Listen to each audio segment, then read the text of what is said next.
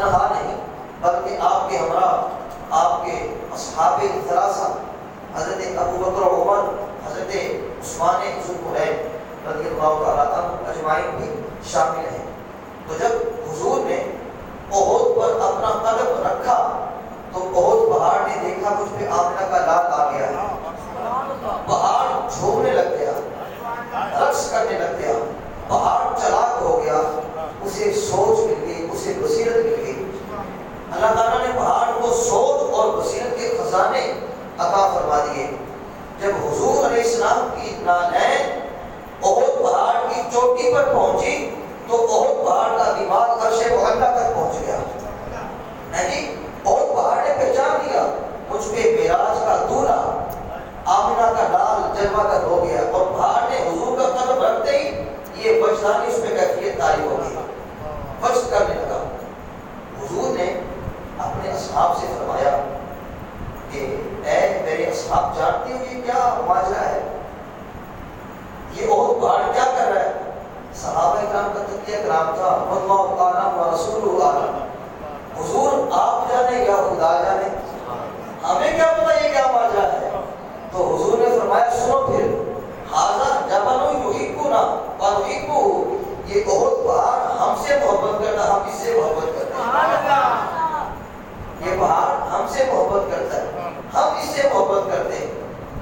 بے خبر ہو جو غلاموں سے وہ آقا کیا ہے، جس کو غلاموں کا جس کو پتہ نہ ہو وہ آقا کیا ہے، کہتے ہیں نبی کو پتہ نہیں۔ میں نے کہا نبی کو تو احد پہاڑ کی محبت کا بھی پتہ ہے جی، حضور کا امتی حضور سے محبت کرے دنیا کے کسی کونے میں ہو جی، یہ ناممکن ہے کہ میرے نبی کو پتہ نہ ہو جی۔ اللہ اکبر۔ حضور نبی کریم صلی اللہ علیہ وآلہ وسلم مدینہ بیٹھ کے فرماتے ہیں مجھے یمن سے، مجھے قرن سے محبت کی خوشبو آ رہی ہے۔ قرن سے محبت کی خوشبو کیوں آ رہی ہے؟ قرن کے اندر میرے نبی کے عاشق حضرت اویس قرنی رہتے ہیں۔ حضرت اویس قرنی قرن کے اندر رہ کے، جنگلوں میں رہ کے حضور سے محبت کا اظہار کر رہے ہیں، اور حضور کو ان کی محبت کے پیغام مدینہ بیٹھ کے پہنچ رہے ہیں۔ حضرت اویس قرنی قرن کے اندر بیٹھ کے حضور سے محبت کر رہے ہیں، حضور مدینے بیٹھ کے ان کی محبت کا جواب دے رہے ہیں۔ حضرت اویس قرنی عرض کرتے ہیں حضور جی تو چاہتا ہے آپ کی بارگاہ میں آؤں، صحابیت کے درجے پہ فائز ہو جاؤں، آپ کی بارگاہ میں بیٹھوں، آپ کی زیارت کے نظارے لوں، مگر کروں کیا؟ میری ماں بوڑھی ہے، کوئی خدمت کے لیے ہے نہیں جو ماں کی خدمت کرے، اس لیے حضور میں حاضر نہیں ہو سکتا۔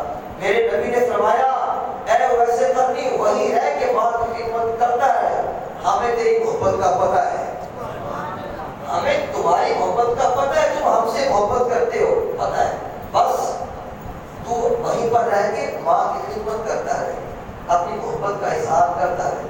تو حضور سے جو محبت کرے دنیا کے کسی کونے میں ہو، یہ ناممکن ہے کہ میرے نبی کو پتہ نہ ہو۔ حضور نے فرمایا میرے صحابہ یہ بہت بار ہم سے محبت کرتا ہے، ہم اس سے محبت کرتے ہیں، یہ نہیں فرمایا یہ مجھ سے محبت کرتا ہے یا میں اس سے محبت کرتا نا، جب ہم متکلم کا سیدھا ہے، فرمایا ھذا جبل یحبنا ونحبہ، یہ ہم سے محبت کرتا ہے اور ہم اس سے محبت کرتے ہیں۔ اللہ اکبر۔ جب حضور نے احد پہ اپنا قدم مبارک رکھا، پہاڑ جھومنے لگ گیا، تو حضور نے فرمایا اسکن علیک نبیون وصدیقون وشہیدان، اے احد پہاڑ ٹھہر جا، تجھے پتہ نہیں کہ تجھ پہ ایک اللہ کا نبی ہے، نبی بھی وہ ہے جو سارے نبیوں کا سردار ہے، مدینے کا تاجدار ہے، اور علی کا نبی ایک نبی و صدیق اور ایک صدیق ہے جو سارے نبیوں کی امتوں کے جو سچے ہیں ان کا سردار ہے، اور دو شہید ہیں ابو بکر و عمر، جی عمر اور حضرت عثمان رضی اللہ عنہما۔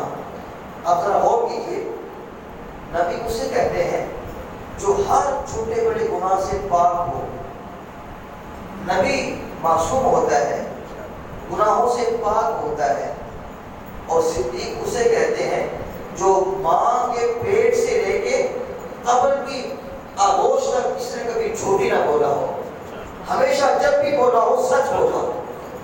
اور شہید اسے کہتے ہیں جس کا خاتمہ ایمان اور اسلام پہ ہوا ہو اور حضور کا باادب غلام ہو.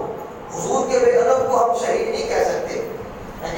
جسے اخبار شہید کہے ہو سکتا وہ شہید نہ ہو.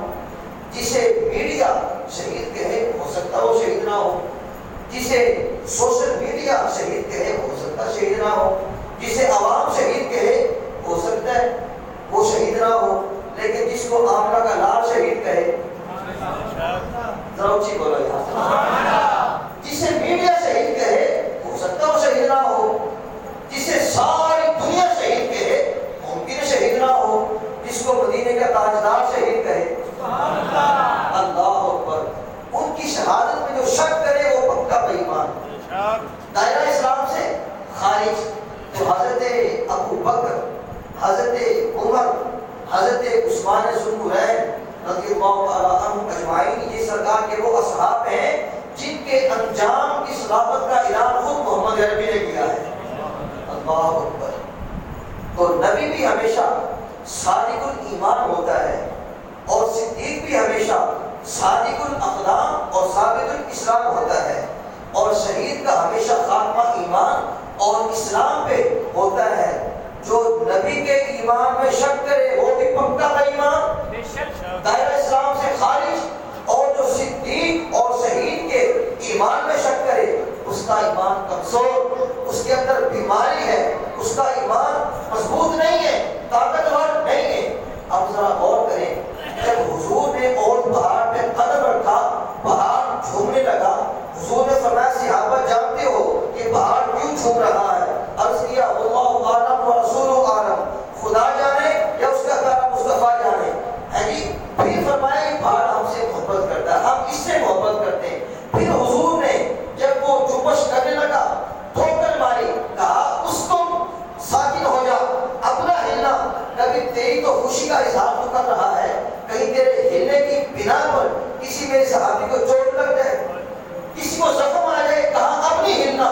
بس حضور نے ٹھوکر ماری، اس کو ٹہل جا. پہاڑ وہیں پر ساکن ہو گیا، ہلنا بند کر دیا، ساکن ہو گیا بالکل توقف کے ساتھ. اب غور تو کرے گا، اگر پہاڑ ہو کے حضور کا کہنا مانتا ہے اور جو امتی ہو کے حضور کا کہنا نہیں مانتے وہ کس کھاتے میں آتے ہیں؟ پہاڑ بے زبان، بے عقل، بے شعور ہو کے پہچانتا ہے کہ یہ اللہ کے نبی ہیں، نبی آخر الزمان ہیں، حضور ختم المرتبت صلی اللہ علیہ وآلہ وسلم ہے. وہ کہنا مان رہا ہے اور اگر امتی ہو کے کہنا نہ مانے تو کتنی بڑی افسوس کی بات ہے.